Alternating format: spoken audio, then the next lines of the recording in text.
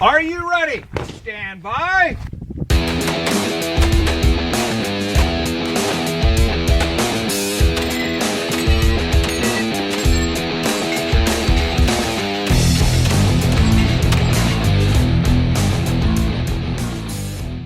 Welcome to the 3 Gun Show, episode 104. I am your host, Dave Hartman. My guest this week is Black Arsenal and new Lucas Oil outdoor line shooter, Zach Weaver. Zach is going to take us step by step in how to break down and plan a stage, but before we get into the interview, I want to thank you for downloading and listening to the show. The 3 Gun Show is a weekly podcast dedicated to the fastest growing shooting sport, 3 Gun. Each week I bring you a new episode featuring one of the many awesome personalities in 3 Gun, and we talk about training, gear, match strategy, funny stories, and just generally have a great time. If you like the show, there are multiple ways of supporting the podcast, including using our affiliate links when you shop at Brownells, Amazon, Cabela's, and Optics Planet. Just go to 3gunshow.com/support for the links. Now, I also want to tell you that you can get a copy of the 3 Gun Show match checklist free by going to 3gunshow.com/checklist. Just enter your email and you will receive a free PDF download that includes everything that Jansen Jones takes with him when he travels for a match, as he told us in episode 30 of the podcast. Now, I created this checklist for myself, and it helped me pack for hard as hell, so let it help you too. Now, like I mentioned before, Zach is going to give us a step-by-step guide for breaking down and planning stages, which is something we can all improve. So grab your notebook and enjoy this one with Zach Weaver. Zach, welcome to the show. Hey, how's it going, buddy? It's going fantastic, man. Hey, I'm totally pumped to have you on here because, Zach, you and I have like a long-standing relationship now. We've been buddies for quite a while since I approached you about doing the 3 Gun Born to 3 Gun t-shirts last year, and you absolutely knocked it out of the park. And I got some time to spend with you this summer, watch you do some work in your day job. And I'm excited to share your knowledge with the 3 Gun Show audience. So, man, I'm totally pumped that you're here. Well, thanks for having me, Dave. It's awesome. I'm honored to be on the show, and I'm glad you got to stop by this summer and kind of check out what we do. Yeah, it was pretty cool. So, for people that don't know, in your day job, you are a tattoo artist, right? Yeah, I'm a tattooer by trade. I've been tattooing for about the last 12 years. Tattooing has really allowed my wife and I to be able to travel all over the country, and it's an amazing thing. And for the last 7 years, I own Conception Gallery, which is in downtown St. Joe, Michigan.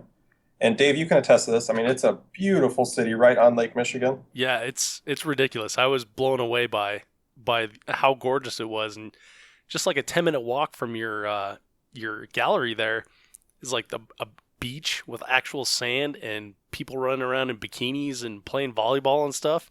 It was crazy. Yeah, and 10 minutes is a 10-minute walk is even pushing it. Yeah.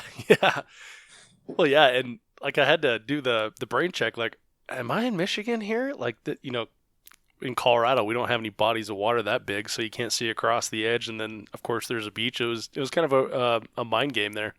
Yeah, it's really weird to be out in the middle of the Midwest, and we took it for granted growing up here that there's a huge lake here that we just kind of like, oh, whatever, it's Lake Michigan. We don't want to go there. Yeah. But people travel from all over to come here. Yeah, it was pretty cool. So I got to I guess, I don't know, observe, shadow, whatever, for a day. And you had one appointment, and it just happened to be with a gorgeous blonde, and you were putting a tattoo on her back, and you claimed that you didn't plan that. I did not plan that. I had never met that girl before. I had no clue who was coming in. For all I know, it could have been a big trucker. Well, luckily it was I guess you got lucky. Yeah, luckily it was the former, but yeah. So to watch you in action was pretty cool. So Zach, we kind of covered your background a little bit here. I know a little bit about you, but tell the audience like how you got into competitive shooting. So it all started with my buddy Kurt. Kurt and I have been shooting together for a while, and one day he posted a video on my Facebook page. It was a Jerry Mitchell video of 3 Gun, and it was one of those things like we watched it and we're like, "Whoa, this is really cool. We need to try this." And that's kind of where it ended. We kind of got our stuff together, built a couple backyard 3 Gun stages, nothing special, just kind of playing around. And then as we started to look, we realized there's a club 5 minutes from my house that has a 3-gun program. And we just kind of like, dude, let's go check this out, man. We need to check this out. So we snuck down there. We signed up for the first match. No clue what we were doing. I had a rifle with iron sights. I had an 870 pump shotgun that only held 4 rounds, and I had a Glock 19 that I shot the match with.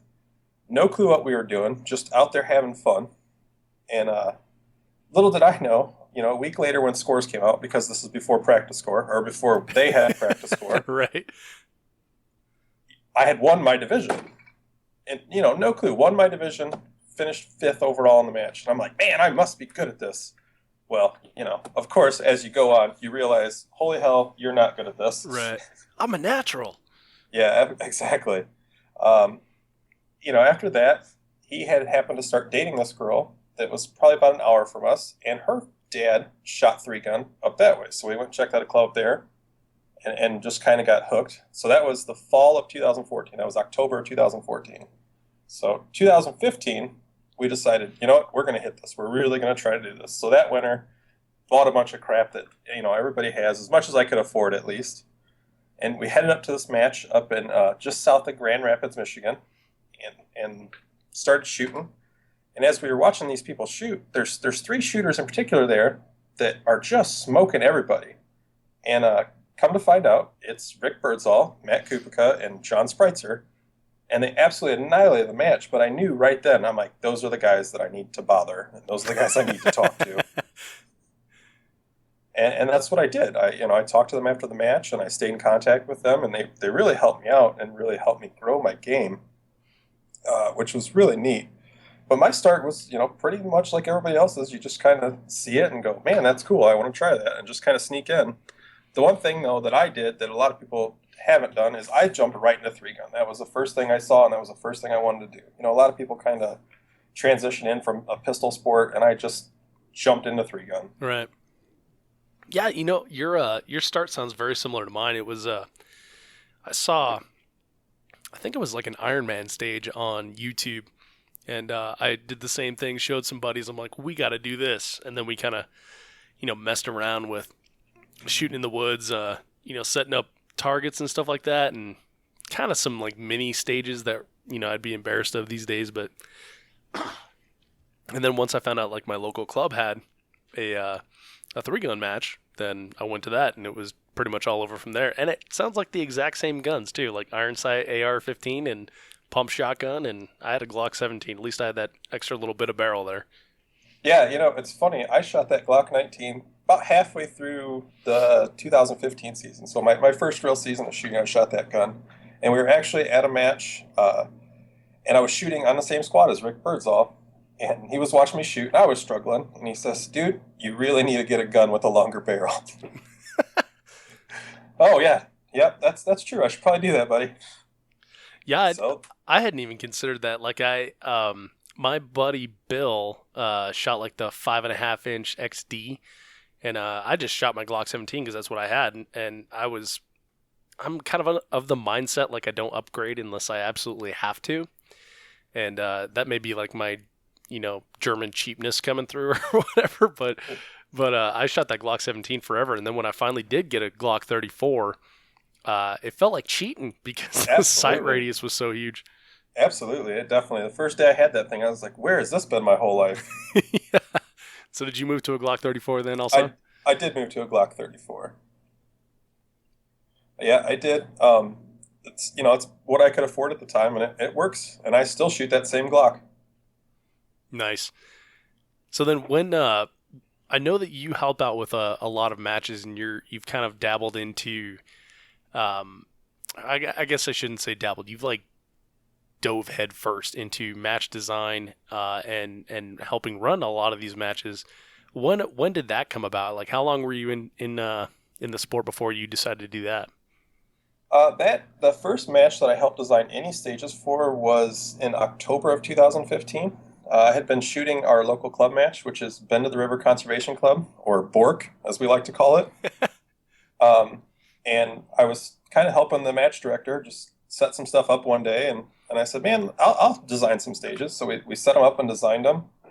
and people really got a kick out of them. So he asked me to keep doing it, and then this season, this 2016 season, I jumped on full board as assistant match director and range engineer, or as you'd call it, or master stage planner, whatever you want to call it, and really have been trying to put together the best stages we can and putting together a premium match. We really pride ourselves in being a premier match in Michigan, and we try to pull from the Midwest.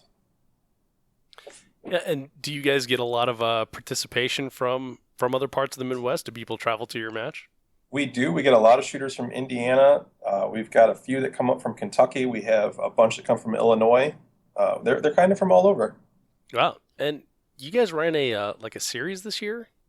So we did not personally. We took part in a series. There's a series in Indiana called the Indiana Multi-Gun Series, which is a series of clubs. There's 6 clubs, and it's a point series. You shoot a match at each club. Your 6 highest totals, I believe it's your 10 highest totals this past year, count towards your record.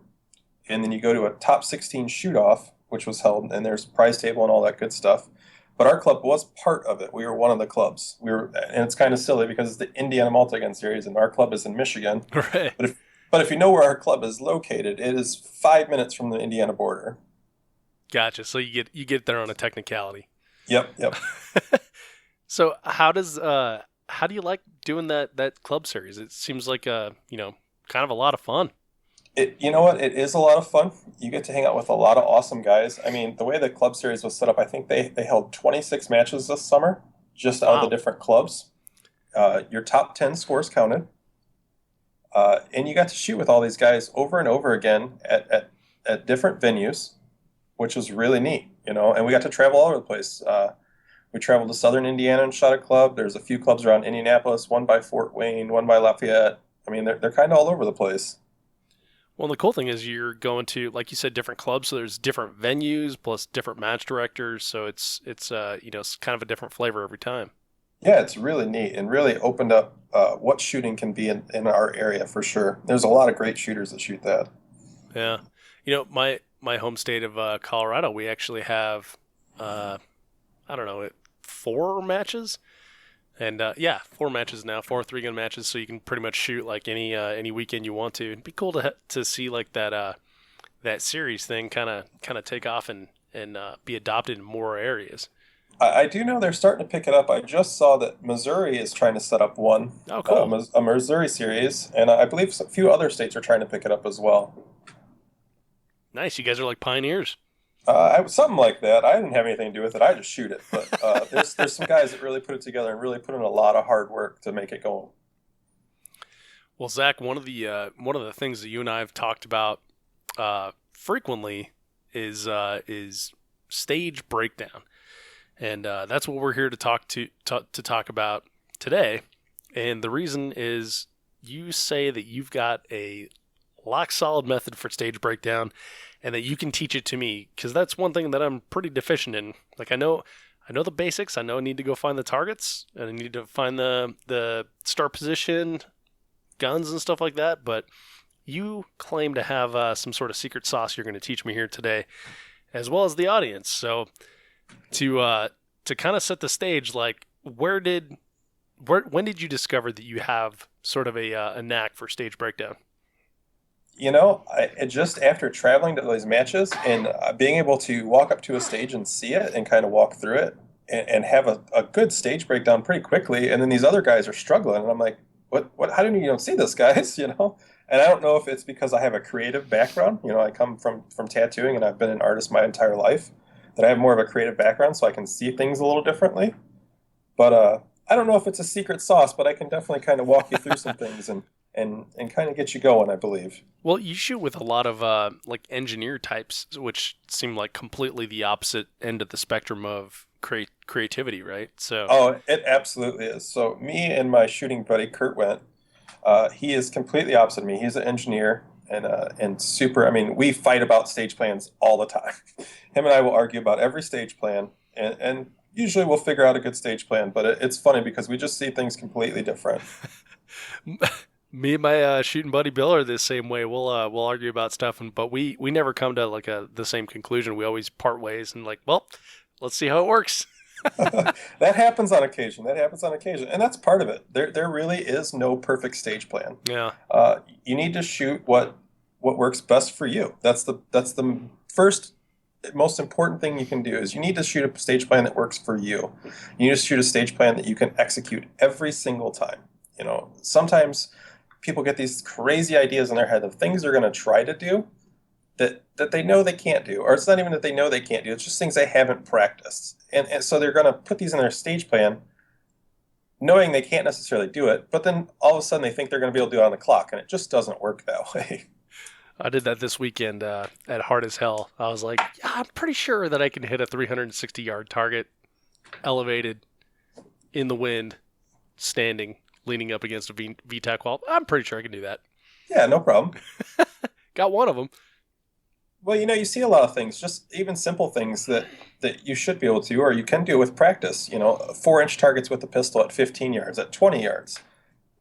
People can do that. That's not a problem. But if you don't practice that, then you're not going to be able to do it on the clock magically out of nowhere. You need to be able to practice those things. And if you don't practice them, you're not going to be able to do them. So then you need to lean on your strengths of what you can do. Maybe that's the time that you need to go to your shotgun. Right. Well, so it sounds like you're kind of incorporating some of the mental game there too, where you have to remove the ego of, I should be able to hit that 4-inch target versus I have not practiced that 4-inch target, so I'm going to go to my shotgun. Exactly. And the mental game is a huge part of it. You need to have confidence. You do need to know that you can hit that 4-inch target, but you also need to be real with yourself. That's important. All right. So Zach, when you go to a match and approach a stage, what's the first thing you're looking for as you arrive? Well, so let me back up for a second. Oh, Before I go to any match, I try to do a little homework.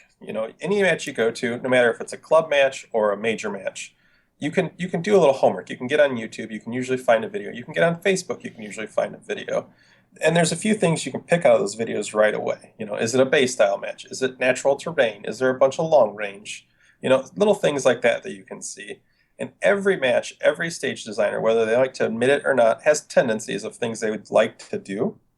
And it's tendencies that if you watch a couple videos, you can kind of pick up on it. Do they like, just very simple stand deliver stages? Do they like to use super technical stages with hidden targets? Just so you can prep yourself going into that match. And it's really easy to do and takes no time at all.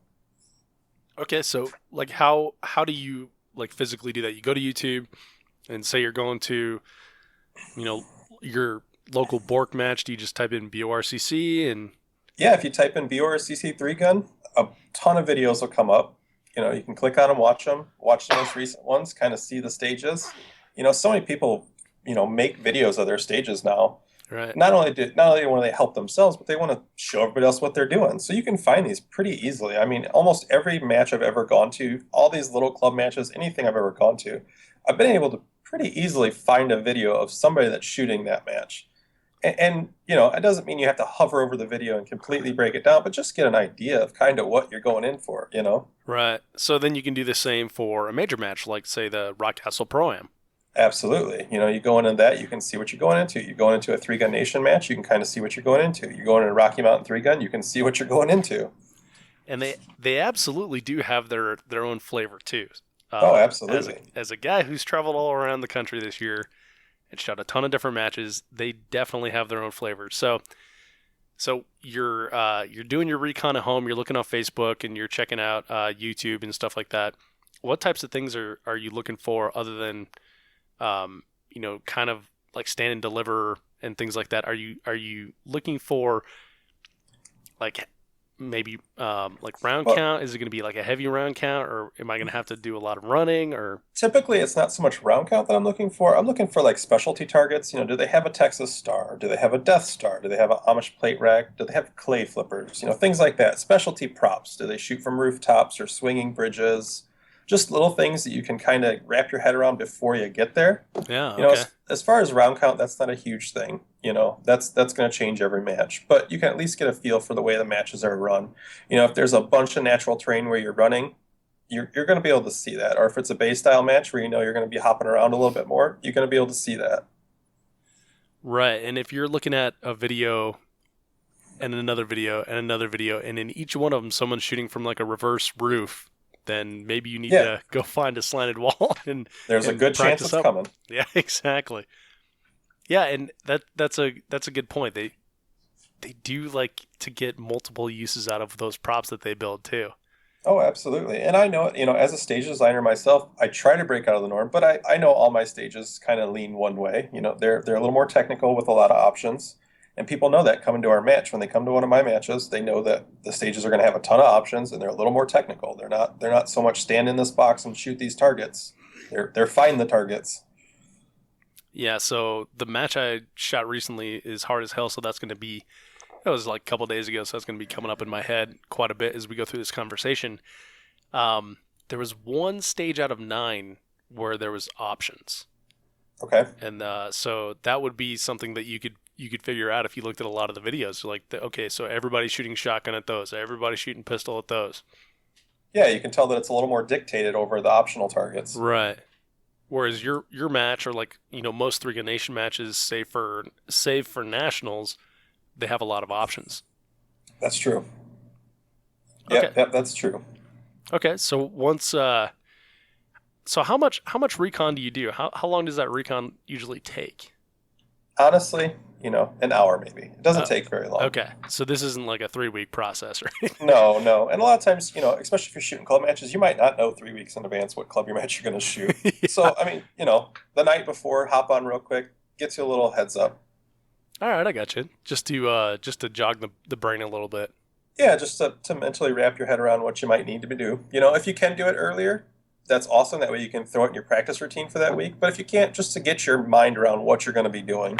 Okay. So you're not totally surprised when you get there.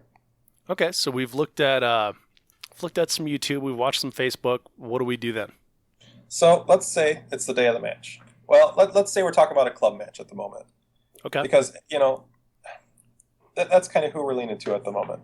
So club match, the biggest thing you need to do, the first thing off the bat, is you need to arrive early. That's a huge thing. So many shooters want to arrive right when sign-up starts, or, they're always kind of rushing around at the last minute. Arrive early if you can. As early as you can, based on what you can do. If the range doesn't open until 6 a.m., don't get there at 5 a.m. Right. But get there if you can. Typically they're out there an hour before registration opens. So get out there an hour before registration opens and kind of walk around. Even if you don't have a written stage brief, you can walk each stage and see what's out there.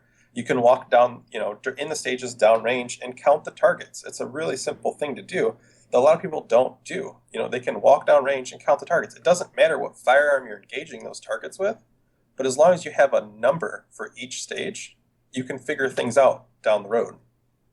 I gotcha. And then another thing you can do is even if you, again, still do not know what firearms you're going to be using, you can go into the shooting area of that stage and just see where all the targets are available from. It doesn't matter if that's a pistol target or a rifle target. You know that it's available from this port, and you could take notes on that, so that when you get to the point that you have a written stage brief, you've already got your notes taken. That oh, that's where this is. Now you're just putting the puzzle pieces together. Okay, I need to engage this with the rifle. Okay. And that's a big thing. And when I say take notes, I literally mean take notes. Draw yourself a picture. Do whatever it takes to get this in your memory. So for a club match, you actually bring like a notepad and write things down? Absolutely. Okay. Interesting. Yeah. And you can do this, obviously majors, you can do this as well, but you might as well do it at club matches too. If you're going to do it wholeheartedly.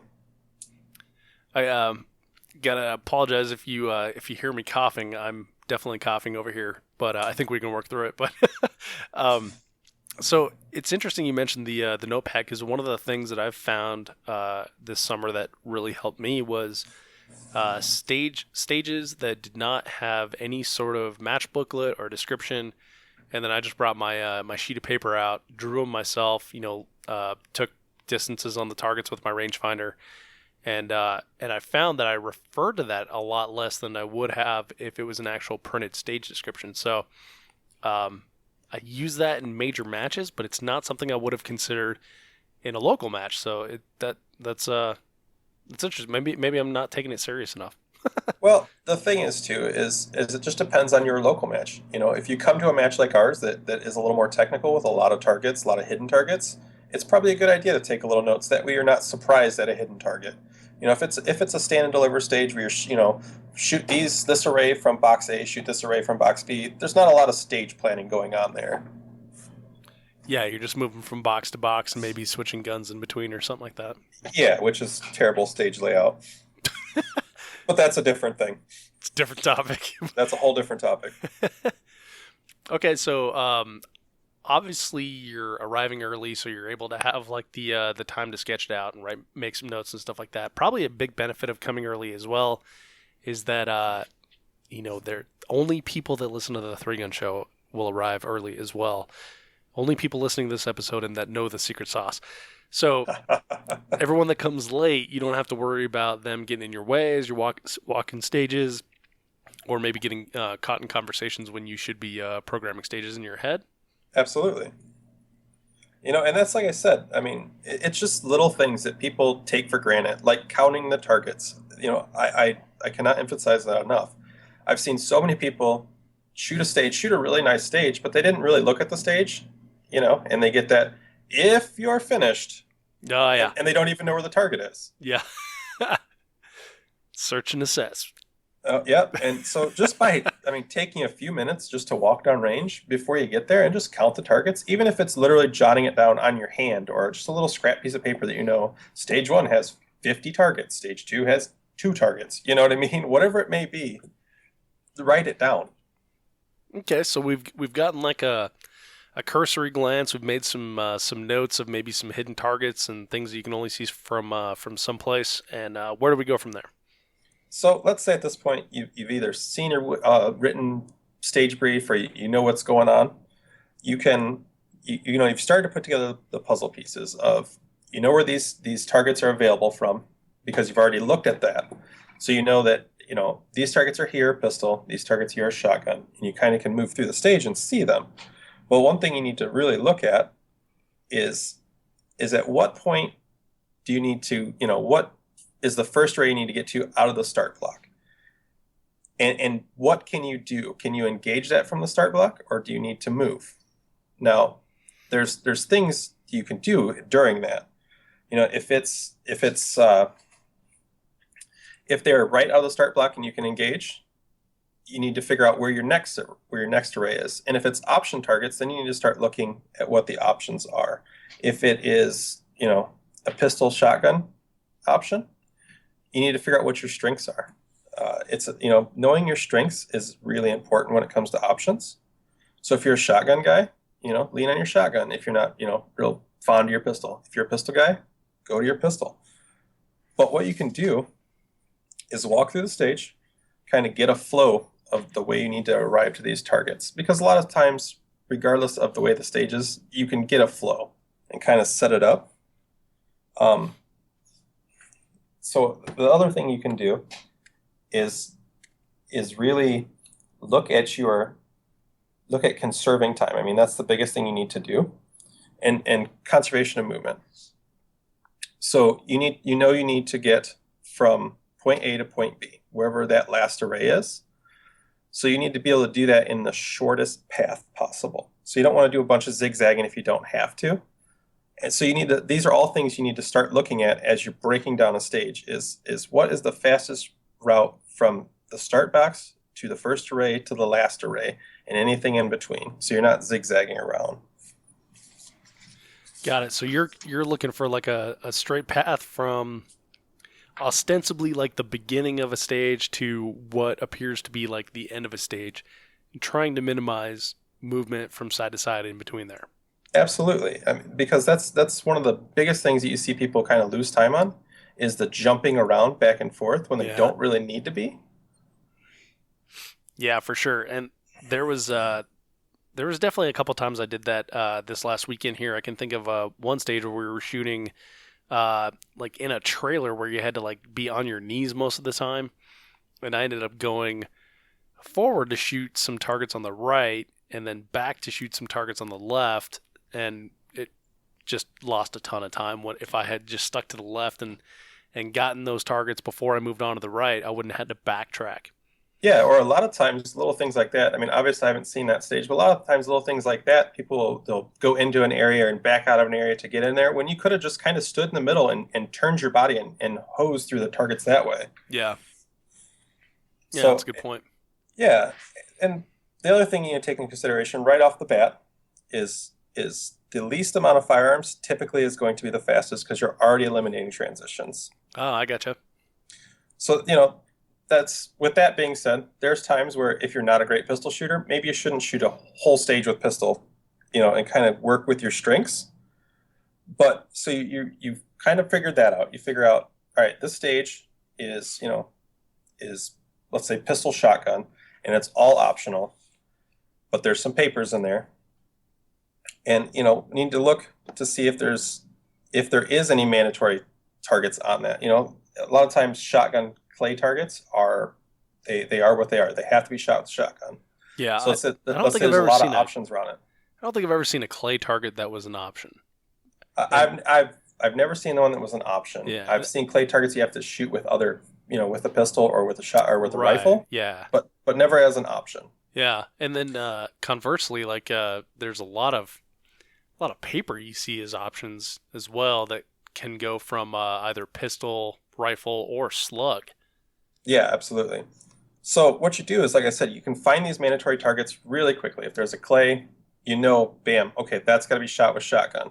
So then you can look around that. If there's any optional targets directly around that, take advantage of that shotgun or take advantage of whatever firearm you have around that mandatory target. There's no point. We've had stages where you put out 2 clays just to force people to go to shotgun, and people will pick up their shotgun and shoot 2 times and then put their shotgun down. Yeah. That's ridiculous. Don't do that. Right. Your shotgun's loaded, ready to go. Pick up those targets. So you're thinking if you have to pick up your shotgun, you should minimum be shooting whatever capacity your division allows, right? Absolutely. Now, do you see? So when I think about stuff, I frequently think like, well, if I need to make a reload, I have 9 rounds in my shotgun, and it's going to take me X amount of time to load 4. I said X instead of what it actually takes, just to make myself look good there. But then with pistol, you have 23 extra tries in your magazine, and it's a lot faster to stick that load than it is to quad load up to capacity of 12 is what my tube does. No, you're absolutely right. I mean, pistol, if you're a proficient pistol shooter, it's always going to be faster. But not everybody is, and there's targets that you're just not going to be able to shoot. I, for one, I shoot the pistol pretty decently, but I'm a better shotgun shooter. I load faster. I can do a lot of things with the shotgun that I feel more comfortable with. So a lot of times just taking that extra time on shooting the shotgun, just the extra 1/10 of a second to slow down and shoot the shotgun, whatever it may be, and really focus on going 1 for 1 is better than throwing 4 or 5 misses per target trying to pick it up. Yeah. Even though you have those 23 rounds, it's still better. Yeah, and same for shotgun, and you throw 2 or 3 misses, and now you got to do another quad load. Oh, absolutely. And another big thing with the stages is just understanding what needs to happen in the stage, like understanding how to neutralize every target on that stage, whether it's, making a steel fall or 2 hits on paper, whatever it is just from the get-go, understanding how to neutralize every target on that stage. A lot of people don't do that sometimes. You'll see them go up right at the line and go, what was I supposed to do with that target again? Yeah. So just little things you can pick up during your stage walkthrough. Looking where you need to dump a firearm or retrieve a firearm, looking where your start location is. The timing of specialty targets like spinners, drop turners, tossed clays, things like that. Just being able to look at the time on those so you're not surprised that all of a sudden when that clay shoots up in the air, how fast it shoots up or how far it shoots up. Right. Those are little things you can just take a look at, and it'll really help you down the road. You might be able to pick up another target in between there if you have enough time. Yeah, it's true. A lot of people wait for, the popper and then the clay that pops up. When some of these little, tiny little clays, they go so far in the air that they're up there forever. So you've got. Yeah, you got a ton of time. Oh yeah. ton of time to take a bunch of multiple targets that are, maybe static, or tossing more birds in the air or something like that. So again, every stage it's a case by case situation. You never really know what you're getting into, So it's hard to just say like one flat out, this is how you break down a stage. But there are a lot of things you can look at. And like I said before, execution is absolutely the most important thing you can worry about. Making sure you develop a stage plan that you can execute every single time. Not trying to play any magic when the clock goes. Right. So so speaking of that, and you mentioned your shooting buddy Kurt earlier that you run stage plans by. Do you think it's beneficial to have someone at your level or maybe a level above you when you're walking stages? Because then you kind of work to the same achievable goals? It's both, really. If you can have someone that's at your current level, you can really figure things out better for yourselves. You understand how you shoot and to the level you shoot. If you're walking a stage with a pro, and they might shoot something completely different, but they have a different skill set than you do. Yeah. That's not saying it's bad to walk it with them. They're going to pick up things and show you things that you had no clue were there. But, if their stage plan, is running by these 5 steel targets at a full speed shooting them, that's probably not something you're going to be able to do. Yeah. So, it's little things that you can take from that and break down to your skill level. But walking with somebody that is your skill level really helps, for sure. So, things like that, you can really judge, and understand what you can do. Like I said, you don't want to plan something where you're at a full sprint trying to shoot steel, because you're probably not going to be able to do it. So don't plan it that way. You want to plan it exactly how you can execute it. And maybe that leans towards the safe side. But if you can shoot it clean and shoot it, possibly going 1 for 1, you're going to make up a lot of time there. Yeah, it's a funny point you brought up there, or not funny, but interesting point of shooting it clean and shooting it safe. Tim Yackley is a very, very good shooter, right? He won TAC Ops Division in Pro-Am this year. I got to shoot with him on his squad at Gen 3 gun. And the thing that I noticed is like he does not do anything like hero-wise that you would consider like outrageous or ostentatious. He's very, very conservative in his stage planning and in his loading and stuff. He just executes. Oh, absolutely. That's what you need to do. Yeah. Penalties will kill a match. If you take unnecessary penalties for some reason, it'll absolutely kill a match. Yeah, for sure. And don't plan crazy things like with your shotgun, like, oh, I'm going to run the shotgun dry and then put a match saver in while this clay's in the air. It looks cool, but probably shouldn't do it, But it'll make a great Instagram video, though. Oh, it'll make a great Instagram video, and it'll save you a bunch of time if you nail it. But, it's maybe not worth it all the time. Yeah, exactly. Like, are you going to nail it on the clock? Yeah, how are you going to nail that on the clock? I got you. So executing your plan is where it's at. Absolutely. And so from the beginning of the stage, you need to understand the start position. That's something that I think is underestimated a little bit or not thought about. Is people don't really think about the start position when they get there, whether it's low ready, port arms, whether you're holstered hands down start, whatever it may be. It sounds really silly, but if you're going to build a perfect stage plan for yourself, you need to build it from the beginning. And understanding how you need to get that firearm onto the first target or where you need to move from. So many people get to the line and go, oh yeah, what's the start position again? And at that point, they're already thinking about something completely different rather than their stage plan they put in their head. Yeah, for sure. So just building it in right away and building in the perfect stage plan for yourself, you're not questioning anything. And that allows you to be free to do whatever else you need down the road. And then, like I said before, figuring out where that first position is you need to be and figuring out if there's movement there. Is it something you can just draw and start shooting, or do you need to move, whatever it may be? And during that time period, what can you be doing during that time period to save yourself some time? While you're moving? Go ahead. While you're moving? While you're moving, whether it's, loading up or topping off your shotgun or whatever it may be, drawing your pistol, whatever you can do in that time frame. I mean, drawing the pistol sounds silly, but I've seen a lot of guys run out of the box to the first position and then draw their pistol.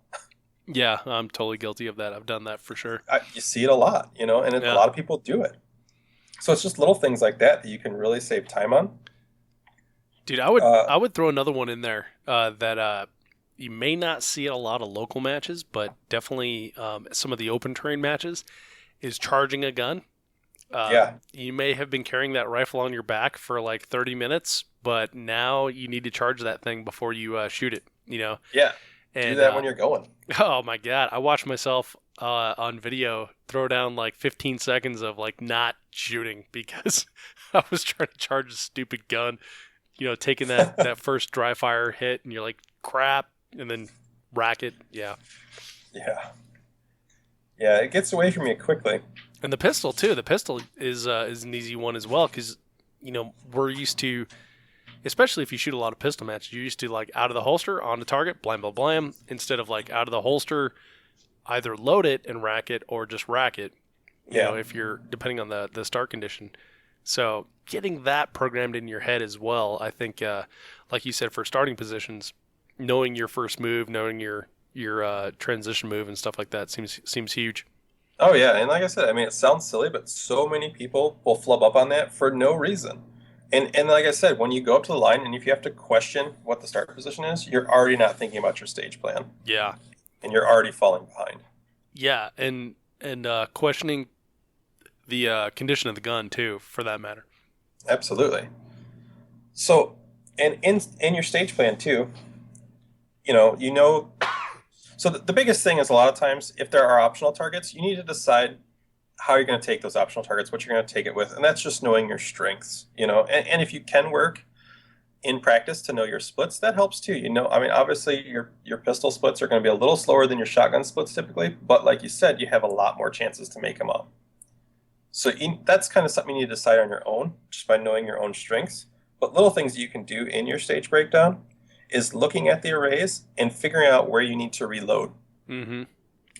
So many people will either just run the gun dry and reload then, and they don't really think about it, or they don't really think about where they need to reload or what's easiest to reload. For myself, let's say the shotgun, because that's what takes up the most time reloading, typically. So with the shotgun, if you're need to go from array A to array B, let's say there's 3 arrays, A, B, and C. But there are 5 yards between A and B and 10 yards between B and C. It's probably better off if you can manage to reload in that area that there's 10 yards because you have more time. And it's little things like that people kind of bypass. They just kind of go, oh, I just need to reload. Get shells in the gun because I'm not shooting. Right. Yeah, and with when you have, like you said, when you have extra time to reload, you may actually be reloading when you don't need to. Right. Absolutely. That's something too. Anytime you have a little extra time, you can be reloading, but there are times where it might not be exactly what you need to do based on the way the stage is laid out. Like I said, let's say you're shooting a shotgun and there's 3 targets in each of the first 2 arrays, and you got 9 in the gun. You don't really need to reload between those 2 arrays because you can sprint between those 2 arrays quickly and get on that next one. And then you can reload going to the final array. And this is where I said, like, every stage is case by case. You do need to figure out what you need to do and where you need to reload. But there are times when you don't have to wait for the gun to be dry, especially like in the case of the pistol. A lot of guys will run their mag dry and then dump it, or they'll try to go something crazy. Like they have 23 rounds in their gun and they're like, okay, I'm going to shoot till the 22nd and then reload, when there's plenty of opportunities to reload before, even if you have to discard a half full mag, but it'll get you through the next array without having to do a flat-footed reload. It's worth it. Oh yeah, and that's huge too, because if you have to, because I know a lot of people think that, oh well, when it goes to slide lock, I know what's slide lock. Well, when you throw in like the pressure of everyone looking at you, plus the clock, plus like you just dumped your shotgun, you had a shitty run on your shotgun, and now your pistol's dry, I've seen a ton of experienced people pull a dead trigger on a slide lock back. Yeah. You know, and then dump them, and then look at it, then dump the mag, then put a new magazine in, then rack it. You know, and that is so much wasted time right there. Oh yeah, for sure it is, man. And people, people don't understand how much time that is by just having to go to like a slide lock reload or just a flat-footed reload. If you can reload on the move, it saves you a crazy amount of time because you're already having to travel that distance anyways, so you might as well make the time worth it. Yeah. So, okay, so we're planning our reloads. We know, beginning of the stage, end of the stage, we know where our reloads are. What comes next? So picking landmarks for yourself throughout the stage, or trigger points, whatever you want to call them. I call them landmarks, whether it's a edge of a wall, a rock somewhere, a stake in a fault line, a particular target somewhere, or if it's a natural terrain stage, a tree, a knot in a tree, whatever it may be. But picking your landmarks so you know that, like, I have to get to the second stake of this fault line so that I can turn and engage this array over here. So many people go hunting for the arrays with their eyes rather than just like knowing the locations that they need to be in. God dang, I'm an eye hunter for sure. Oh, a lot of people are. And a lot of people will go, they get to the first array, they shoot the first array, and they immediately start looking for the second array. Yeah. Where they should already have a point in their head that, like, okay, I need to get to the edge of this wall, or 2 steps past this wall, or to this tree, whatever it may be, and then you can sprint right to that location instead of kind of like hunting for the targets and looking around. Yeah. One thing I've seen people do in stage walkthroughs that I don't think is such a great idea is they'll say like, oh, and then I'm going to take 7 paces, and then I will stop right here, and I will shoot that 200-yard target offhand. Because 7 paces in your walkthrough is way different than 7 paces when you're like out of your mind on the clock. Oh, absolutely. And that's just more numbers you're putting in your head for no reason. If you already know, you're like, I got 3 targets here and 4 targets here, then you're trying to remember, I got 7 paces in between them. You're just putting all these numbers in your head that don't really need to be there. If you can make a visual landmark, it's so much easier to lock in on that visual landmark and hit that point than it is to try to remember how many steps you need to take or whatever it may be. Yeah, for sure. I can't even remember how many pistol shots I've taken, let alone how many steps I've taken. No, absolutely. It's it's a little silly to do that. But if you can know that, pinpoint, like I said, like if there's a stake in a fault line, I have to get to that stake. I know I have to get to that stake for the next array, whatever that array may be. Okay, so once you've picked out your landmarks, you've imprinted them in your head. You know where you have to post up if you need to, or where you need to stick that reload, or where you need to start slowing down. What's next? So at that point, the biggest thing is knowing like where all your transitions are, knowing that once you have hit these landmarks, what you need to do at each landmark, and you don't always need to program every single target in your head. If you come up to a plate rack, you know that there's 6 plates on the plate rack. You don't need to necessarily go, there's 6 targets here. You go, I need to clean this plate rack and move on. And have, that's where you can also set triggers. Know that on that last plate, you need to automatically reload to go to this next array.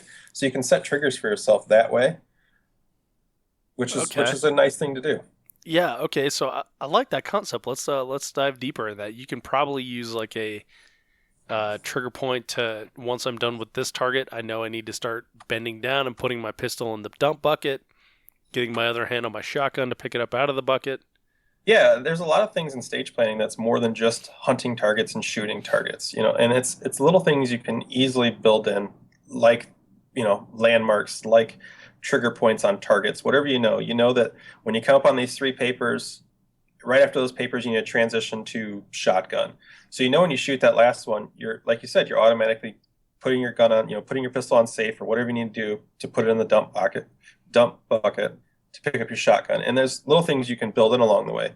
Same thing with anything. If you need to reload, okay, I get to X popper. As soon as I shoot that popper and I get confirmation that popper's down, I need to move and reload and go to the next array. So just being able to mentally prepare yourself for that and really lock that into like, that's this point that whatever happens here needs to happen. So this might be a good time to bring up one of my favorite things to do, which is air gunning. And in your walkthrough, as you're looking like, okay, so here I'm going to dump my pistol, here I'm picking up my shotgun, or here I'm dumping my shotgun, I'm picking up my pistol. Zach, in your head, are you like figuring out which hand you're going to discard with, which hand you're going to go to the next gun with? So when you're stage planning and you're doing the air gun stage, do every motion as if it was real. Okay. Make sure you actually feel your reloads. If you're reloading your pistol in your air gun, bring your offhand down to grab the magazine and insert it in the pistol. If you're, picking a gun up, really pick the gun up. It's not really there, but you can go through the whole motions and you're building that into your brain of exactly how that perfect stage should look. And like you said, whether it's your offhand or whatever you need to be doing with your hands, you need to be planning that into your stage as well. Even if it's subconsciously, it's your body's going to continue to do that. Right, because you've already practiced that a couple times on your walkthrough. Yeah, absolutely. And just little things like that you can do that are really simple. By air gunning, it's great to be able to see all those targets, but make sure you're doing it properly. Make sure you're really seeing what you need to be seeing. Don't be just running around pointing at targets going bang, bang, bang, bang, bang. Really visualize that you're really out there shooting and kind of put that into your mental focus of like, this is how it needs to be done. When I reload, this is how it needs to feel. This is at the point that I need to reload. This is at the point that I need to dump. This is at the point that I need to pick up a gun. And kind of go through it that way.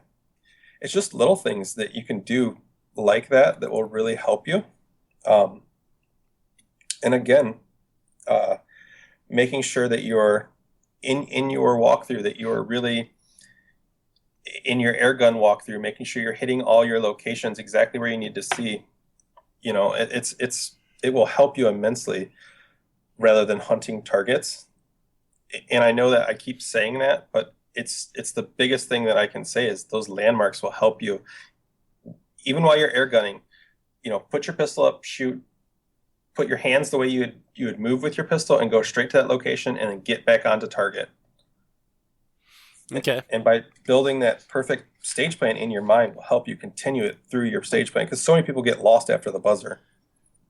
So I think I'm figuring out where your strength as a creative person comes in here, because it sounds like a lot of imagination, a lot of imagining the gun in your hand, a lot of imagining dumping the gun, a lot of imagining where you're going to be when you're making that shot, what your sight picture looks like, what that reload looks like, what your footwork looks like. It's all like mental pictures. Oh, absolutely. Absolutely. So do you think that like that's like a strong suit for you, like being able to visualize what you're going to be doing when you're going to do it? Oh, I think so. I definitely think so. And being able to do that, it really will. It allows you to just be able to close your eyes and run through that stage. After your air gun stage, while you're waiting, if you're on deck, you'll be able to close your eyes and really go back through that and hit every point you need to hit. And it's just being able to visualize that, put it all mentally, just put it together. And it really, that's the mental side is the biggest side that people fail on. And that's stage planning is all mental. Okay. So we're doing our visualization. We've got all that stuck down. We're still doing our stage walkthrough. What's next, Zach? Planning your movements.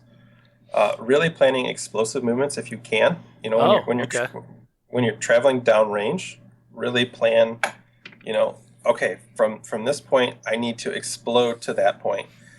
Because so many people, again, this is like the target hunting thing, but they go from, I shot that target, let me jog over to the next one. And being able to really plan your movements, it helps you out. And then not, figuring out where you need to go. Like this is where I was talking about before about the shortest path. So if you have a lane right down the center of the bay and there's targets on either side, you shouldn't zigzag down it. You're just wasting time for no reason. Or if you can create a straight path straight down that, you might make the shot just a slight bit harder, but you're saving that transition or that movement time for yourself that makes it so much faster. And the little things like going into ports, you don't really need to like fully go into a port all the time. Yes. If you can stand back and see it. And that's the thing that will really cost you a bunch of time is you stick your gun through your port, then you got to get it back out when you could have stood 3 feet back and not wasted a bunch of movement and not had to deal with the port. So being able to like really look through your movements of the stage is really important. And again, just knowing your strengths on the stage. So, if you walk through a stage and you go, okay, here's these pistol targets. They're right here. I can take these, or if I take 2 steps closer, it's going to save me a little bit of time, or it's going to save me, a little bit of headache. That maybe that time is to zigzag a little bit, but it's not, you don't want to get crazy out of the way. It's just knowing what you're able to do and really understanding your own skill set. Yeah, I think you said a whole lot right there in just a couple sentences. And I think one of the big things is explosive movement. I see a lot of times guys jogging to the next array or something like that. And maybe that is a lack of confidence of like, do I know where the next target is? And like you were saying, hunting for that next target. Now, when you plan explosive movement, are you thinking like, I'm going to push hard on my right foot, I'm going to push hard on my left foot? Are you breaking it down to that, or are you just allowing the natural flow of your body to take you where you need to go, but just knowing that you need to do it with urgency? I do personally right now, I have been trying to plan it what foot I'm going to lead off of, just trying to save that little extra amount of time, but just really being able to flow. If you can just flow smoothly, that's going to be better off. You don't want to confuse yourself too much. If you know that, okay, if I can explode off my right foot, this is going to make me half a second faster, not even half a second, a tenth of a second faster.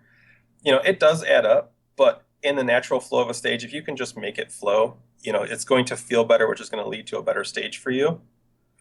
But the biggest thing is when you do, like you said, you're jogging on targets, this is where that landmark comes in. You know that I need to sprint to the end of that wall rather than jog to try to find the next target. If you have it in your head that you need to sprint to the end of that next wall, you're going to sprint.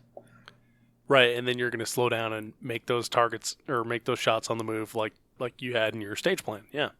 Yeah. Well, I'm not talking about taking the targets on the move. I'm just talking about going from array to array. Right. So another thing that you mentioned, Zach, was getting into ports. And I think that kind of fits into it really fits into what you were talking about with zigzagging. I see a lot of guys, if you say you have like a hallway type of situation where there's port, and for the audience, I'm actually waving my hands right now, making a hallway, but you actually have ports on the right, ports on the left, and different arrays at each port. Like you said, Zach, if you can stay in the middle and see all those targets, it's still, it's only like a 3-yard farther shot, if that, because most times, like the getting in that port does not buy you a whole lot. And no, it really doesn't. It might make, like you said, it might make the target that much easier to shoot, but you're wasting a ton of time trying to get into that port and get back out of that port. Yeah. Just to go to a different port. If you can stand in one spot and hit both ports without having to go into them, you're going to be a lot better off. Yeah, and I've seen people whack their guns pulling out of ports, or slides not reciprocating because they're whacking them on the top of ports and then they can't see the sights. I've seen all kinds of stuff. No, absolutely. I've seen that a lot. And you see a lot of malfunctions like that too, because people aren't realizing what the port is, that they got their gun resting on the port or whatever it may be. You see a lot of malfunctions like that. Yeah, for sure. Okay, so we're making a straight line. We're doing it with explosive movement. What's next? Well, at this point, again, you need to start breaking down the targets. You've kind of already assessed where each array is, and you know what you need to do to get to each array.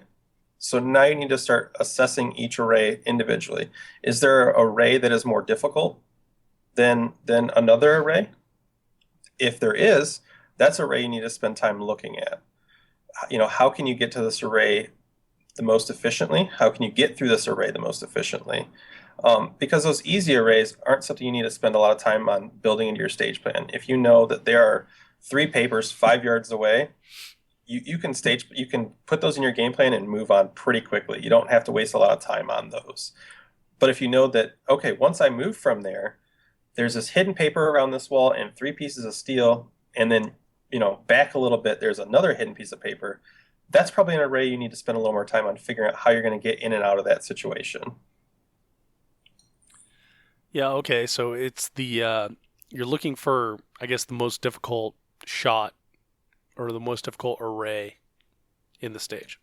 Yeah, it's not not necessarily the most difficult shot, because the most difficult shot might be a straightforward shot. It might be that you have to shoot something, that's just out in front of you, but it's a good distance or a small target, whatever it may be. It's just the array that's going to be the most difficult for you to work through.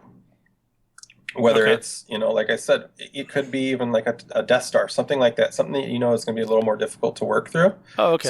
Spend a little more time focusing on that, just really visualizing what you need to do before you move on from that, and really understanding how to neutralize that target and what's best for you. And also understand when it's time to give up on a target. That's a big thing that a lot of people waste a lot of time on. That's okay. I am so glad you brought that up. So tell me about how you figure out like what target to give up on when. So I'll give you like a scenario. This weekend we shot 180-yard slug shots, and there's a great opportunity to bring every slug you own and go to war with that target. Or you can decide, like, look, I'm going to give it 2 solid chances. I'm going to give it 3 solid chances. I'm going to give it 4 solid chances, whatever that is for you, and then move on. So when you do your stage walkthrough, Zach, do you have targets like that of, like, this is how many rounds I'm going to give it, or this is how many attempts I'm going to give it, and then I'm just going to take the penalty? Yeah, typically what I want to do is know what that penalty is on the target. If it's certain rule sets have different rules or different penalties. Sometimes there's a high value target. You don't typically want to leave a high value target. Oh, yeah, and sometimes there's like distance penalties and everything. So, that's so you very really important to know. Break down every target kind of individually, what you're going to do. If there is, for some reason, there is a 4-inch pistol steel that is just a normal miss, it's a 10-second miss, you need to figure out how much time you're willing to really give up on that. You might want to sit there and bang away all day, but at a certain point, it's better to take that 10 seconds than time out on a stage and take a bunch of FTEs where they're 15 seconds piece or whatever they may be. Yeah. So really, that's just, you're going to have to know the breakdown of the rest of the stage and understanding, like, if that's the first target on a stage, you might not want to throw 50 shots at it. You might want to throw 4, and if you don't get it, move. That way you can engage the rest of them. If it's the last target on stage, maybe you want to spend a little more time on it, or if it's the second last target on stage, maybe you want to spend a little more time on it. It really, each stage dictates to itself, but just understanding your own strengths and what you need to do. So like you said, that 180-yard slug shot, if you know that, like, man, I have no clue where my slugs hit past 50 yards, then take 3, take 2, whatever you feel comfortable with, and just know that at that point you need to move. Whatever number you set it at, keep that number in your head. Don't go, oh, maybe one more, maybe one more. By setting that benchmark in your head, that's it. That's the tolerance you're going to allow yourself.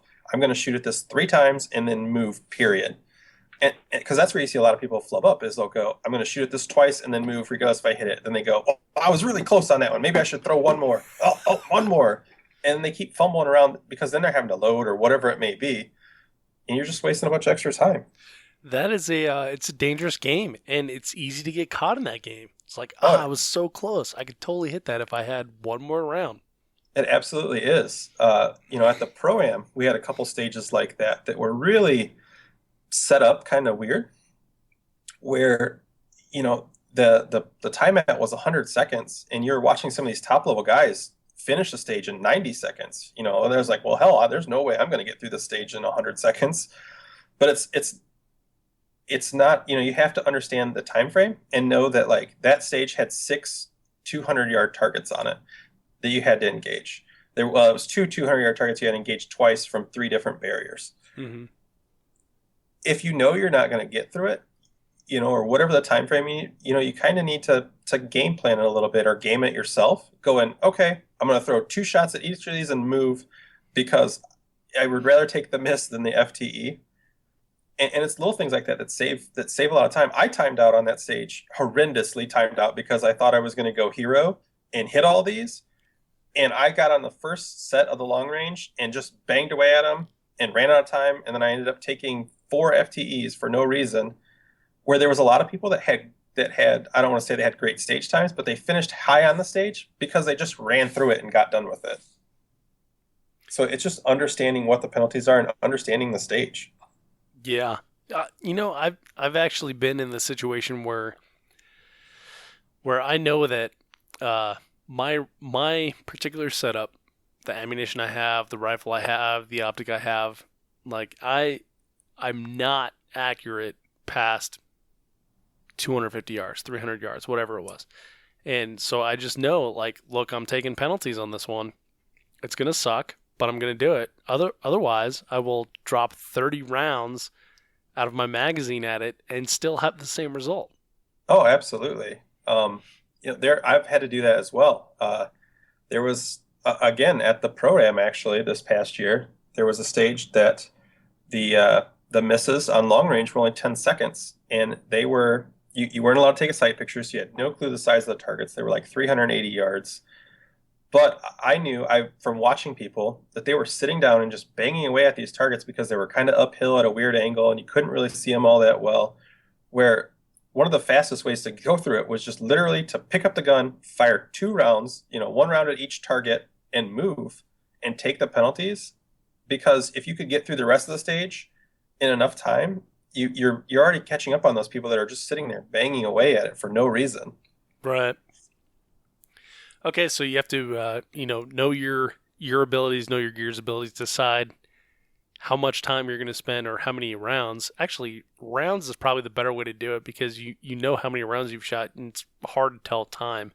Yeah, on a absolutely. stage. And that's one of those things where, you need to set a benchmark in your head, a firm number that you can move on from. Because if you don't, that's when you're going to go, I'm going to shoot till I feel like I need to move, and then you never do. If you X number of rounds, whether it's 2, whether it's 5, whether it's 10, 10's awful lot, but whatever it may be, make sure you actually set that in your head and know that that's the number you're going to move on. Okay. So once we've decided that, where do we go from there? Well, let's see here. So we're out of the start box. We figured out some arrays. We figured out our movement. We figured out our landmarks. We know where our weapons transitions are. So at this point, it's just kind of making it all fluid and kind of making, going back to the beginning. And now that you've kind of started to build some of this again, really walk through that stage again and figure out what you need to do. And the biggest thing is making sure that you can make it all flow. If for some reason you kind of walk through the first time or the second time and you're like, yeah, this is perfect, but I got this weird little movement right here. Look to see if there's any ways to kind of make it flow a little nicer. Whatever it may be, if it's taking half a step back or whatever it is, or not going in quite as deep on a side, something. There's always little ways you can kind of manage yourself around. And it's just being able to really refine that stage plan you have. But then once you have a stage plan, lock it in. Don't try to change it at the last minute because you saw somebody do something fancy that you didn't think of. That's always going to burn you. Oh, yeah. So once you've got that plan in your head, stick with it and don't allow anyone to change your mind. No, absolutely. Because people do that all the time. They lock in the stage plan and they, the guy ahead of them goes, does something spectacular. You're like, oh, I didn't think of that. I'm going to do that. But then you don't know where your targets are. You don't know where your targets are available for because he took a totally different route than you did. And you're going to be better off executing your stage plan perfectly than trying to execute your stage plan or execute someone else's stage plan, at 50% or whatever it may be. It's just not going to work out for you. Right. Yeah. That actually happened to me at the Three Nation Southwest Regional in Marble Falls, Texas, which is Copperhead Creek Shooting Club. Okay. It's a long way to go for that. But we were shooting a stage, and it was me, and of course there was a bunch of other people on the squad, but I was shooting with Keith Garcia, Nick Atkinson, and Rick Birdsall. And I think I was on deck or something like that, or maybe I was in the hole. But Keith comes up to me, he's like, "Hey, did you get the new stage plan?" And I was like, "Keith, I know your heart's in the right place, but I don't have any room for anything else, and I need to execute the one I have in my head." And he's like, "It's cool, no problem." And then he, went and executed that plan, and it was freaking phenomenal. And I executed my mediocre plan, but way better than if I had changed like two shooters down, Oh, absolutely. And that goes back to, talking about executing your plan perfectly, that you're way, way better off to go through and make sure you execute your plan than just trying to do whatever. Like you said, Keith tried to tell you something new and you're like, whoa, dude, that's not, and his plan was probably awesome because it's Keith, Yeah. That dude's awesome. It actually was much, much better than my plan. But you had spent all that time planning that in your head. Yeah. That you're going to be that much better off just by sticking to your guns and doing exactly what you need to do. Yeah, for sure. Well, so Zach, I've got a question for you. One of the Sure. one of the things we kind of I don't know, maybe skipped over, glossed over would be like long range rifle positions. One of the things I struggle with is something feels totally stable during walkthrough, but then it feels not stable whatsoever when I'm looking down my scope at 360, 620 yards, something like that, and feels completely less stable than I had anticipated. So how, obviously experience comes into play in that, but how do you do that during a walkthrough? So it depends on where these long-range targets come on. If they're at the beginning of the stage, you need to figure out how to be able to get out of that position better. So maybe something that's, if it's off a barricade or something, you can reverse kneel. That might be your best option. If it's at the end of a stage and it's long-range targets, like you said, 600 yards, if you can go prone, go prone. It will, it might take you a few extra seconds to get prone, but you're going to be that much more solid. And it's always something you can easily just figure, you know what I mean? Like you go up to that barricade and yeah, you can stand up and you're like, oh man, this feels good. But like you said, who knows what it's going to feel like on the clock. So if you can already plan in to go prone, even though it's going to waste that split second time to get down, it's going to be that much better off for you. So any way that you can lock in a stable position, do it. Don't try to get fancy and shoot off the top of a barricade, whatever it may be, if you don't have to. Yeah, so it seems like maybe you have like a hierarchy of stable positions, like prone would be number one, and then from there would be, I don't know, double kneeling pushed up against a barricade, then reverse kneel, then standing, pushed on a barricade, et cetera, et cetera, et cetera. Yeah, et cetera. And that's like one of those things you need to practice on your own and understand your own abilities to know what's most comfortable for you.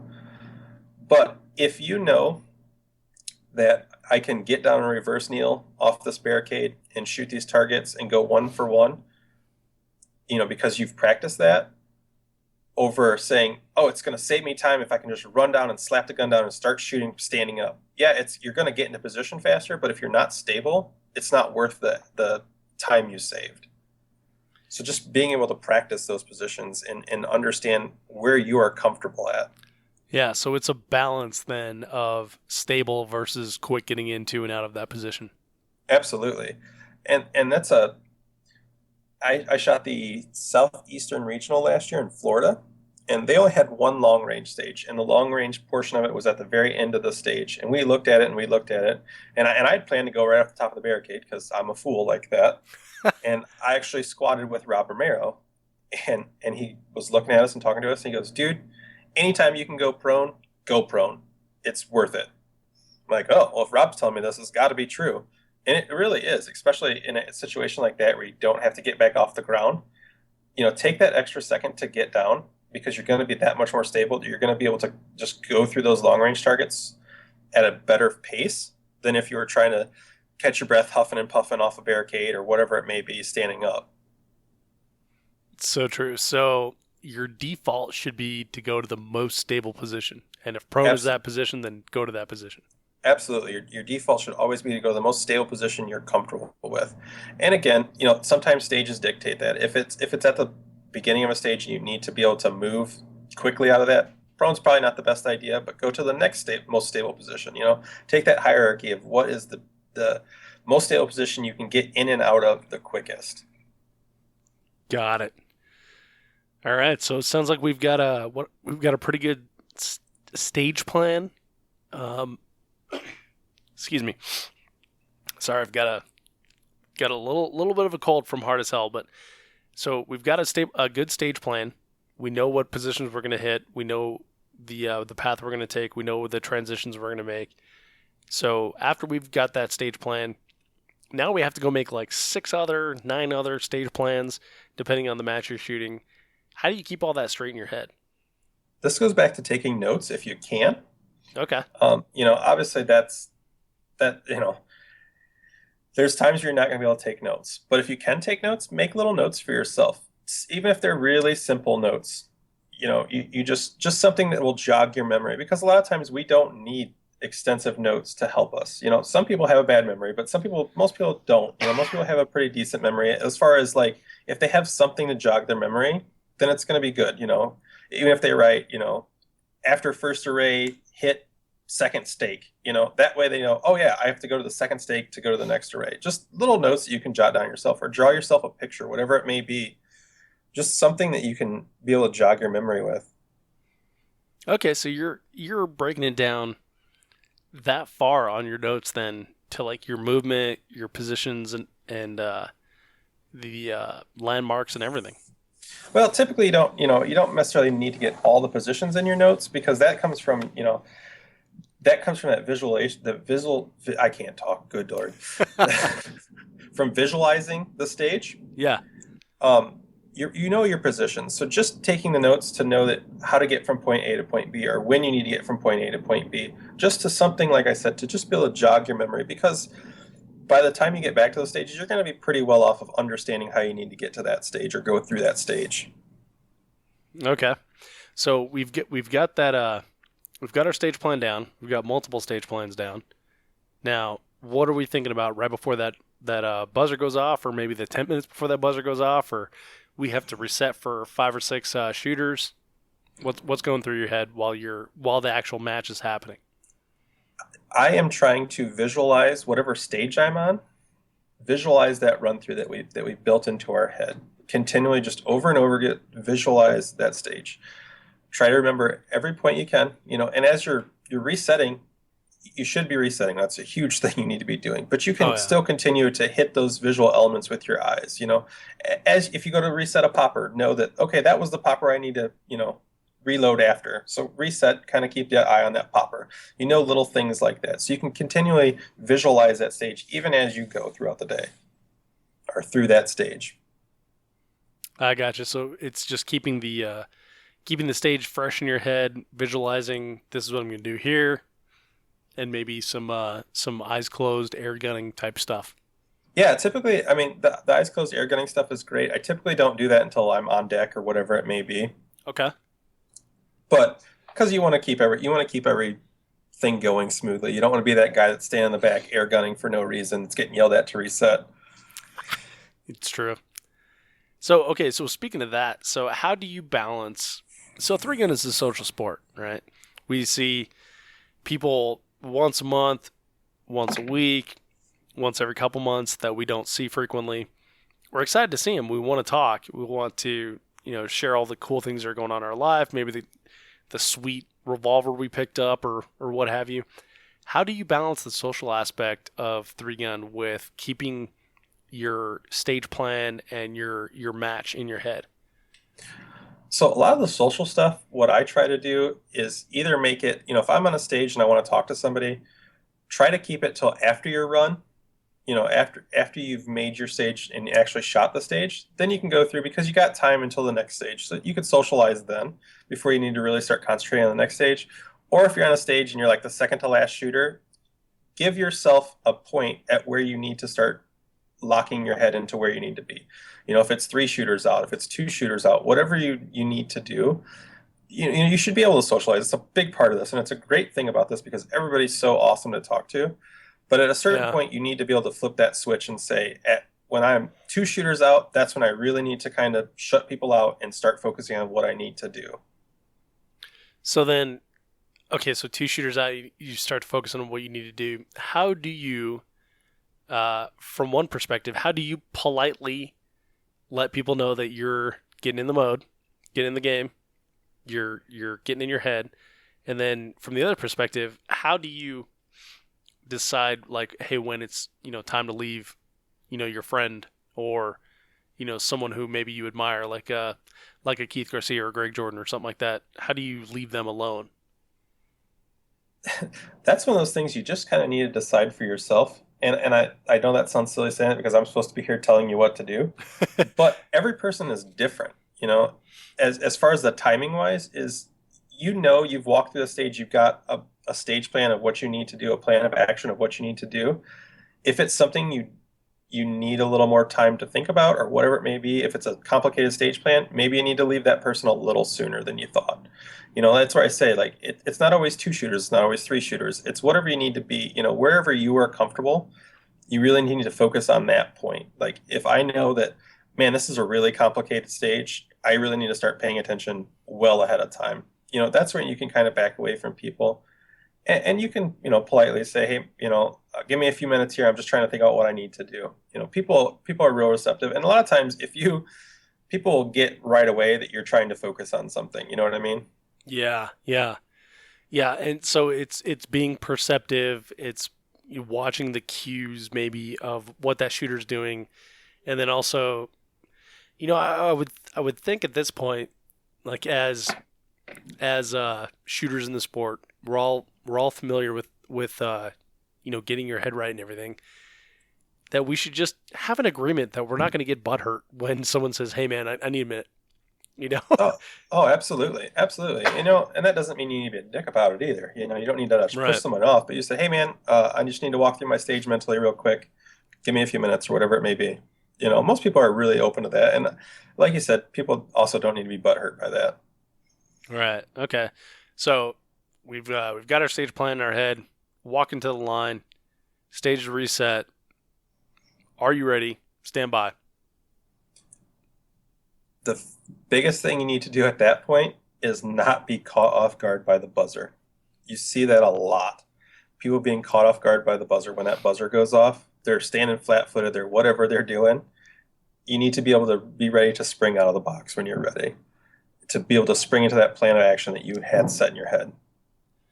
Right. So I like the way you worded that, spring out of that box. So you're not just standing there like you're, waiting in line for a Qdoba burrito or something like that. You're, like a puma ready to pounce coming out of the box. Absolutely. Right?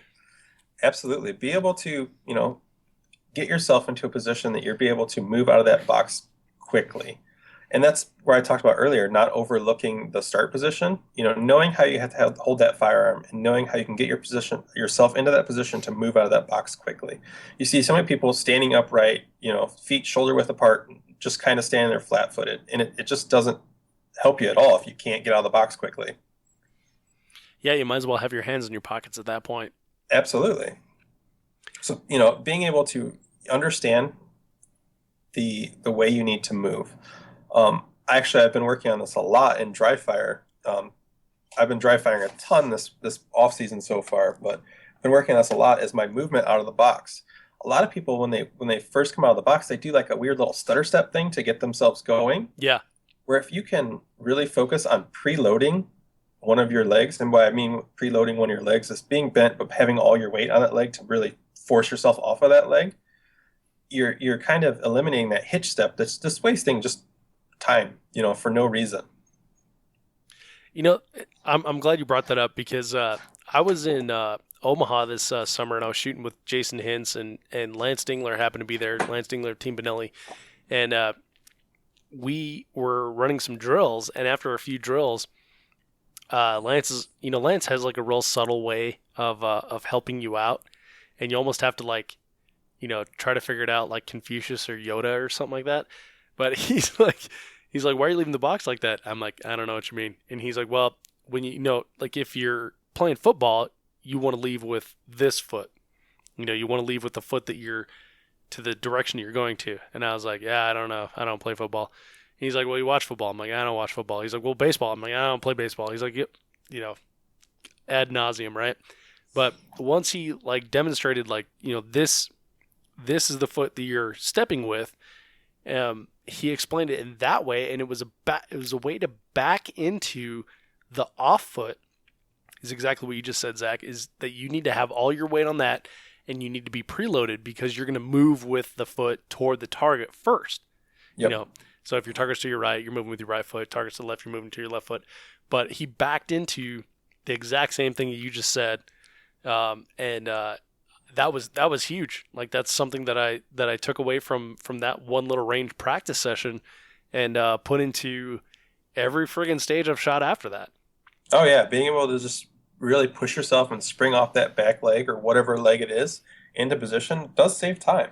Yeah, because what I was doing was, like you said, standing straight up and then rocking back to that leg once the timer hit, and then going, and that just wastes so much time in like a game where fractions of a second really mean a lot. Yeah, it really does. And that's a thing that you can cut out immediately just by doing that. You're saving time immediately just by being able to do that. Yeah. Yeah. And, when you're saving time, like right as the buzzer goes off, it like sort of sets the tone for the whole stage. Yeah. And that's the whole, like when you're in that box at that start position, be ready to spring out of that box. And again, that's why I said before, understand where that first array is. I see a lot of times where you see people standing in the box facing downrange and their array's off to their left. Face that way, face the way towards your first array. Yes, absolutely. Face.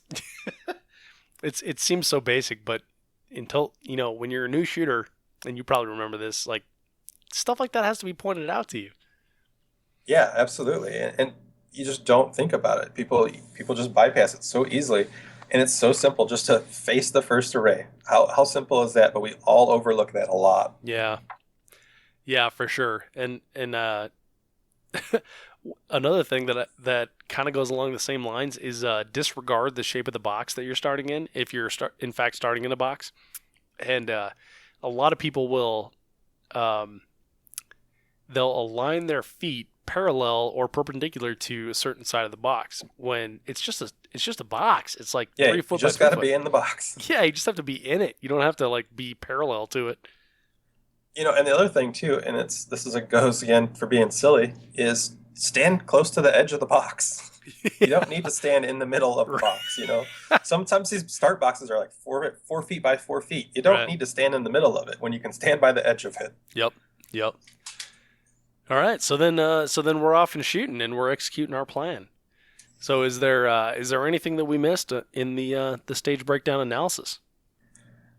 The biggest thing is sticking to your plan and sticking to your reloads. When I count pistol, I count 2 shots per target, regardless of what it is in my stage plan. If it's paper, if it's steel, that accounts for any misses that I might make during this stage. You might go 1 for 1, but if you count 2, you're giving yourself a little bit of buffer. But regardless of what I do, if I've planned to reload somewhere, regardless if I go 1 for 1 and have a bunch of rounds left in that magazine, you still do that reload where you planned it. Don't swing things out just because you think you're going for it. Yeah. That's a good point, and I think like a lot of times your pistol mag doesn't go as far as you think it will. So absolutely. So making that reload where you had planned is very, very important. Oh, absolutely. Like I said, there might be,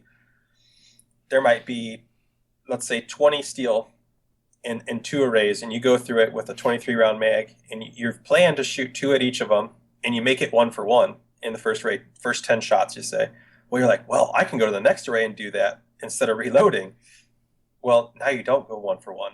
Now you have flat-footed reload when you had a chance to reload and save you a bunch of time. It's little things that you need to really just stick to your game plan and do it. Yeah, definitely. That's just one of those things that you really, I can't say enough, is once you build a stage plan, stick to it. Understand your strengths, understand how you need to execute the stage, and make it a plan that you can execute 100% of the time. Whether it's safe or crazy, make sure you can execute that 100% of the time and stick to it. I love that. That's a great final wrap up of that particular topic. Zach, you friggin' nailed it right there with the stage breakdown. And I know for one that I am going to go back and listen to this a bunch more times and get that stuff stuck in my head so I can improve in the 2017 season. Well, Zach, got a couple more questions for you here. We're moving to wrapping up, but first, you mentioned dry fire. Can you give me an idea of like what your goal is with your dry fire practice for this season? So my biggest thing with dry fire this season is weapons transitions and movement in and out of positions. You can dry fire a lot. You can stand in one spot and shoot a dot and whatever you need to do dry firing. But there's so many other things you can do in dry fire. You can set up little movement drills in your house, in your basement, wherever you do dry fire. I'm a lunatic. I have a video of me running through my house, transitioning weapons all over the place. It's pretty funny to watch, actually, but you can do so many things in dry fire that will help you out later, especially weapons transitions. That's a huge thing that people overlook. And dry fire is a great place to get that out of the way. Nice. Well, you'll have to send me the link to that video so we can include in the show notes, and all the listeners can enjoy it as well. Well, Zach, where do you see the sport of three-gun headed? So, this is easy to say because you just shot one of these matches. You shot hard as hell this past week. Yeah. But I see a lot of specialty matches coming. Obviously the sport is going to continue to grow, but I see a lot of specialty matches. They're already starting to pop up. You have these hard matches like Iron Man, like Hard as Hell, like Blue Ridge. Then you're starting to see more team matches, things like that. I think there's like a 5K 3-gun match. There's little things like that are starting to pop up. And I think you're going to start to see a lot more of these specialty matches pop up, whatever they may be. And someone's going to come up with something crazy soon that's going to top those, Yeah. Yeah, team matches, I'm definitely seeing a lot of those, and those are super fun. And I'm actually shooting a run and gun. I think I'm going to shoot the, I think it's, what is it, the 15K? It's like 9.6 miles or something like that.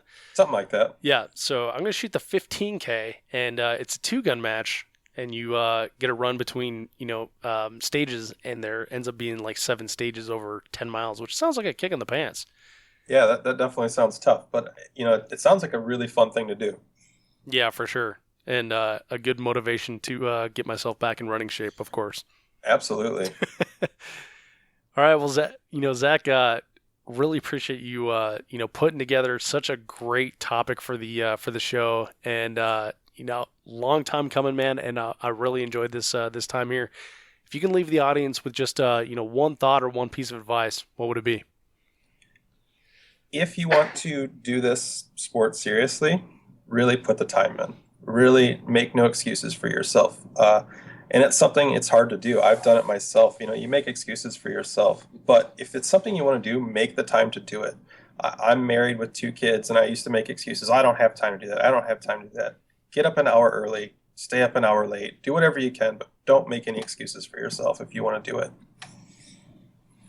I love it, and coming from the guy who is busier than most people I know, so you can definitely do it if you want to. Well, Zach, this was a ton of fun, man. I really appreciate your time and your generosity. Generosity in spending that time here with the audience and sharing everything you know. So thanks, man. Thanks for being on the 3-Gun Show. Well, thanks for having me. It was a great time, and I know there's some good nuggets in there. It might be jumbled up a little bit, but I know there's some good nuggets in there for you. No, I'm going to go back and listen again, man. This is great. Well, thanks for having me, Dave. I hope you enjoyed that interview with Zach Weaver. Man, this one was great. It was a ton of fun to do. Actually, Zach and I were just chatting about some concepts for stage breakdown and planning, and he was really just trying to help me out when I said, hey, man, do you think we can talk about this for an hour? And then we decided to do it for the show. So, which is cool because now everybody gets to benefit as well. So huge thanks to Zach for putting this together, as I know that all of you 3-Gun Show listeners are going to enjoy this one. Links to everything we talked about, including videos of Zach running around his house like a maniac, can be found at 3gunshow.com/episode 104. Now, again, check out 3gunshow.com/support before you shop at Brownells, Amazon, Cabela's, Optics Planet, etc. We earn a small commission on what you buy at no additional cost to you, and your purchase helps keep the show running. And a lot of you guys have been using those affiliate links, and it's much appreciated. It really does help with the cost of the show, so thank you. Now, I have a couple reviews to read from iTunes, and I read each review, and I'll definitely read yours on the show if you leave one. And if you have iTunes, you know how to do that. So, first one here is from Fish in the Fly. And Fish in the Fly says, awesome show and great information. 5 stars. This is a great show, Dave, and the information it provides is priceless. As a relatively new 3-gunner, I consider this to be part of my weekly training. I look forward to the new release each week, and I really enjoyed the 100th episode and getting to know the man behind the microphone. Who knows, maybe someday you will be interviewing me. Keep up the great work. Well, thanks, Fish in the Fly. You know, I totally appreciate that. It's great to have you listening to the show. And, well, if you liked the 100th episode, maybe we'll do some more stuff with me coming up. So keep an eye peeled or ear peeled for that. All right, and the next one is from Red Dawn 1313. Great name there. And Red Dawn 1313 says, great podcast, great host, great guests, 5 stars. If I could give this podcast more than 5 stars, I would. I found the podcast when Dave put out show 100, and it was so great, I decided to start from episode 1. I just finished with number 20 with Taryn, and it was so funny, I blurted out laughing at work. I'm an editor, and it's like a library here. I'm getting into 3-gun, and the information is priceless. Thank you for your hard work, Dave. Ryan from Florida. Well, thank you, Ryan. Happy to have you, man. Thanks for listening to the show, and glad you're getting into 3-gun. It's interesting that both these people found out about the show at episode 100. Like, all I had to do was 100 episodes, and people start climbing on board. So, totally kidding, but thank you guys for writing those reviews in there. And thank you so much for downloading, listening, and subscribing to the show. I'm Dave Hartman, and I'll catch you in the next episode.